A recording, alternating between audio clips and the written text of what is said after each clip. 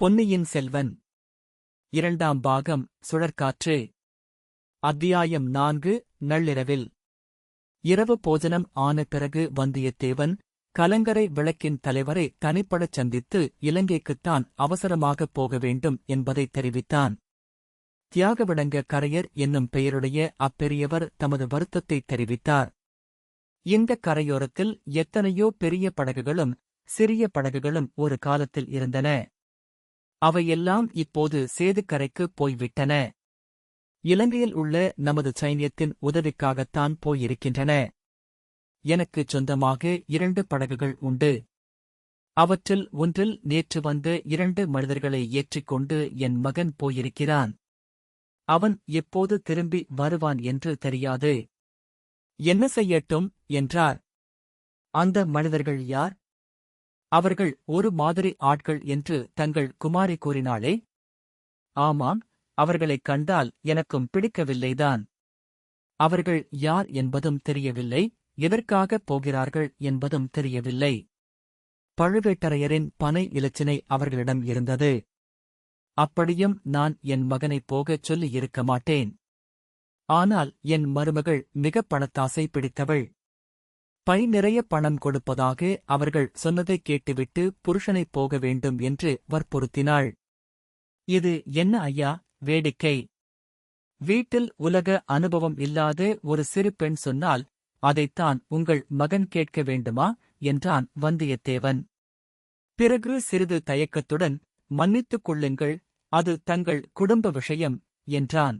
அப்பனே, நீ கேட்பதில் தவறு ஒன்றும் இல்லை. என் குடும்பத்திற்கு சாபக்கேடு ஒன்று உண்டு. என் மகன் என்று தயங்கினார். வந்தியத்தேவன் அப்போது சேந்தன் அமுதன் இக்குடும்பத்தைப் பற்றிக் கூறியது நினைவுக்கு வந்தது. தங்கள் மகனால் பேச முடியாதா என்றான். ஆம், உனக்கு எப்படித் தெரிந்தது என்றார் பெரியவர். சேந்தன் அமுதனையும் அவன் தாயாரையும் அவர்கள் வீட்டில்தான் தங்கியிருந்ததையும் பற்றி வந்தியத்தேவன் அவரிடம் கூறினான். ஆகா, அந்த ஆள் நீதானா? உன்னைப் பற்றிச் செய்தி இங்கே முன்னமே வந்துவிட்டது. உன்னை நாடெங்கும் தேடுகிறார்களாமே. இருக்கலாம், அதைப் பற்றி எனக்குத் தெரியாது. நீ ஏன் இலங்கைக்கு அவசரமாகப் போக விரும்புகிறாய் என்று இப்போது எனக்குத் தெரிகிறது. பெரியவரே, தாங்கள் நினைப்பது சரியல்ல. என் உயிரைக் காப்பாற்றிக் கொள்வதற்காக மட்டும் நான் இலங்கைக்குப் போகவில்லை. அங்கேயுள்ள ஒருவருக்கு மிக முக்கியமான ஓலை ஒன்று கொண்டு போகிறேன். தாங்கள் வேண்டுமானால் அதைப் பார்க்கலாம். தேவையில்லை. இளைய பிராட்டி உன்னைப் பற்றி எழுதியிருப்பதே எனக்குப் போதும். ஆனால் இச்சமயம் நீ கேட்கும் உதவி என்னால் செய்ய முடியவில்லையே. இன்னொரு படகு இருப்பதாகச் சொன்னீர்களே. படகு இருக்கிறது. தள்ளுவதற்கு ஆள் இல்லை. நீயும் உன்னுடைய சிநேகிதனும் தள்ளிக் கொண்டு போவதாயிருந்தால் தருகிறேன். எங்கள் இருவருக்கும் படகு ஓட்டத் தெரியாது. எனக்கு தண்ணீர் என்றாலே கொஞ்சம் பயம். அதிலும் கடல் என்றால். படகு ஓட்டத் தெரிந்தாலும் அனுபவம் இல்லாதவர்கள் கடலில் படகு ஓட்ட முடியாது. கடலில் கொஞ்ச தூரம் போய்விட்டால் கரை மறைந்துவிடும். அப்புறம் திசை தெரியாமல் திண்டாட வேண்டி வரும். என்னுடன் வந்தவனை நான் அழைத்துப் போவதற்கும் இல்லை. அவனை மூலிகை சேகரிப்பதற்காக இங்கே விட்டுப் போக வேண்டும். ஏதாவது ஒரு வழி சொல்லி நீங்கள்தான் உதவி செய்ய வேண்டும். ஒரு வழி இருக்கிறது. அது எளிதில் நடக்கக்கூடியதென்று. நீயும் முயற்சி செய்து பார். அதிர்ஷ்டம் உன் பக்கம் இருந்தால். நான் என்ன செய்ய வேண்டும்? பெரியவரே, சொன்னால் கட்டாயம் செய்கிறேன் என்றான் வந்தியத்தேவன். இந்தப் பகுதியிலேயே பூங்குழலியைப் போல் சாமர்த்தியமாக படகு தள்ளத் தெரிந்தவர்கள் வேறு யாரும் இல்லை. இலங்கைக்கு எத்தனையோ தடவை போய் வந்திருக்கிறாள். அவளிடம் நான் சொல்லுகிறேன், நீயும் கேட்டுப்பார். இப்போதே கூப்பிடுங்களேன், கேட்டுப் பார்க்கலாம். வேண்டாம், மிக்க பிடிவாதக்காரி. இப்போது உடனே கேட்டு முடியாது என்று சொல்லிவிட்டால் அப்புறம் அவளுடைய மனத்தை மாற்ற முடியாது. நாளைக்கு நல்ல சமயம் நோக்கி அவளிடம் நான் சொல்லுகிறேன். நீயும் தனியே பார்த்துக் கேள்.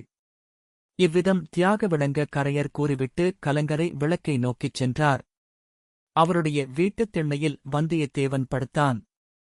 அவனுடன் வந்த வைத்தியர் மகன் முன்னமே தூங்கிப் போய்விட்டான். வந்தியத்தேவனுக்கு நீண்ட பிரயாணம் செய்த களைப்பினால் தூக்கம் கண்ணைச் சுற்றிக் கொண்டு வந்தது. விரைவில் தூங்கிப் போனான். திடீரென்று தூக்கம் கலைந்தது. கதவு திறக்கும் ஓசை கேட்டது. கடைத்து மூடியிருந்த கண்ணிமைகளை கஷ்டப்பட்டு வந்தியத்தேவன் திறந்து பார்த்தான். ஓர் உருவம் வீட்டிற்குள்ளே இருந்து வெளியேறிச் சென்றது தெரிந்தது. மேலும் கவனமாகப் பார்த்தான்.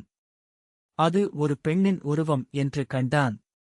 கலங்கரை விளக்கின் வெளிச்சம் அந்த உருவத்தின் மேல் விழுந்தது. ஆ! அவள் பூங்குழலிதான். சந்தேகமில்லை. அவள் என்னமோ நம்மிடம் சொன்னாளே. நடுநிசியில் என்னைத் தொடர்ந்து வா. என் காதலர்களைக் காட்டுகிறேன் என்றாள். அது ஏதோ விளையாட்டுப் பேச்சு என்றல்லவா அப்போது நினைத்தோம். இப்போது இவள் உண்மையிலேயே நள்ளிரவில் எழுந்து போகிறாளே. எங்கே போகிறாள்? காதலனையோ காதலர்களையோ பார்க்கப் போவதாயிருந்தால் அப்படி நம்மிடம் சொல்லுவாளா? பின் தொடர்ந்து வந்தால் காட்டுகிறேன் என்பாளா? இதில் ஏதோ மர்மமான பொருள் இருக்க வேண்டும். அல்லது ஒருவேளை எப்படி இருந்தாலும் பின் தொடர்ந்து போய் ஏன் பார்க்கக்கூடாது?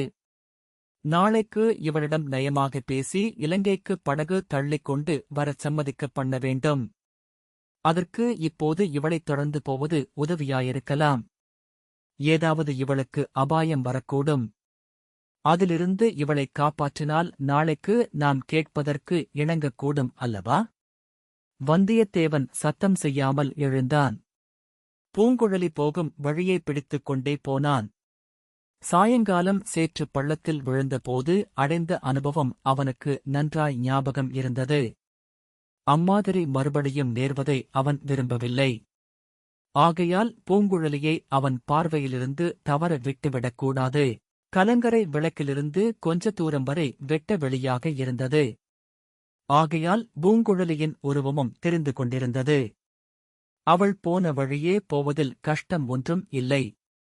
அவள் அருகில் போய் பிடித்துவிட வேண்டும் என்று எண்ணி விரைவாக நடந்தான். ஆனால் அது சாத்தியப்படவில்லை. இவன் வேகமாய் நடக்க நடக்க அவளுடைய நடை வேகமும் அதிகரித்துக் கொண்டே இருந்தது. இவன் பின் தொடர்ந்து வருவதை அவள் கவனித்ததாகவே தெரியவில்லை. திறந்த வெளியை கடந்ததும் காடு அடர்ந்த மேட்டுப் பாங்கான பூமி வந்தது. நேரே அதன் பேரில் ஏறாமல் பூங்குழலி அந்த மேட்டைச் சுற்றிக் கொண்டே போனாள். மேடும் காடும் முடிந்த முனை வந்தது. அந்த முனையை வளைத்து கொண்டு சென்றாள். வந்தியத்தேவனும் விரைந்து சென்று அந்த முனை திரும்பியதும் சற்றுத் தூரத்தில் அவள் போய்க் கொண்டிருப்பதைப் பார்த்தான். நல்ல வேளை என்று தைரியம் கொண்டான். ஆனால் அடுத்த கணத்தில் திடீரென்று அவளைக் காணவில்லை. எப்படி திடீரென்று மறைந்திருப்பாள்? இது என்ன மாயமா, மந்திரமா? அங்கே ஏதாவது பள்ளம் இருந்திருக்குமோ? ஓட்டமும் நடையுமாக போய் சுமாராக பூங்குழலி எங்கே நின்று மறைந்தாள் என்று தோன்றியதோ அந்த இடத்துக்கு வந்தான். அங்கே நின்று நாலா பக்கமும் பார்த்தான். 3 பக்கங்களில் அவள் போயிருக்க முடியாது. போயிருந்தால் தன் கண்ணிலிருந்து மறைந்திருக்க முடியாது. அவ்விடத்தில் காலை ஜாக்கிரதையாக ஊன்றி வைத்து பார்த்து சேறு கிடையாது என்பதையும் நிச்சயப்படுத்திக் கொண்டான். ஆகையால் மேட்டின் மேல் ஏறிக் காட்டுக்குள்தான் போயிருக்க வேண்டும். இன்னும் கொஞ்சம் உற்றுப் பார்த்ததில் குத்துச் செடிகள் அடர்ந்து அந்த மேட்டில் ஏறுவதற்கு ஒற்றையடிப்பாதை ஒன்று இருப்பது தெரிய வந்தது. வந்தியத்தேவன் அதில் ஏறினான். ஏறும்போது திக் திக் என்று அடித்துக் கொண்டது. அங்கே கலங்கரை விளக்கின் மங்கிய வெளிச்சமும் வரவில்லை. மாலைப்பிறை முன்னமேயே கடலில் மூழ்கி மறைந்துவிட்டது. மினு மினுத்த நட்சத்திரங்களின் வெளிச்சத்திலே வழியையும் கொஞ்ச தூரத்துக்கு அப்பால் காணவில்லை. குத்துச்செடிகளும் குட்டை மரங்களும் பயங்கர வடிவங்களைப் பெற்றன. அவற்றின் நிழல்கள் கரிய பேய்களாக மாறின. செடிகளின் இலைகள் ஆடியபோது நிழல்களும் அசைந்தன. ஒவ்வோர் அசைவும் வந்தியத்தேவனுடைய நெஞ்சை அசைத்தது. அந்தக் கரிய இருளிலும் நிழலிலும் எங்கே என்ன அபாயம் காத்திருக்கிறதென்று யார் கண்டது? விஷ ஜந்துக்கள், கொடிய விலங்குகள் பதுங்கியிருந்து பாயலாம். அபாயம் மேலிருந்து வரலாம், பக்கங்களிலிருந்தும் வரலாம், பின்னாலிருந்தும் வரலாம். அடடா! இது என்ன? இங்கே வந்து அகப்பட்டுக் கொண்டோ இம். கையில் வேலை கூட எடுத்து வரவில்லையே. அது என்ன சலசலப்பு சத்தம்?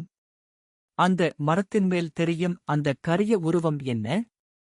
அந்த புதரின் இருளில் 2 சிறிய ஒளிப் பொட்டுக்கள் மின்னுகின்றனவே, அவை என்னவாயிருக்கும்? வந்தியத்தேவனுடைய கால்கள் அவனை அறியாமல் நடுங்கின. சரி, சரி. இங்கே என்ன நமக்கு வேலை? எதற்காக இங்கு வந்தோம்? என்ன அறிவீனம்? உடனே இறங்கிப் போய்விட வேண்டியதுதான். இறங்கலாம் என்று எண்ணித் திரும்ப எத்தனித்த தருணத்தில் ஒரு குரல் கேட்டது.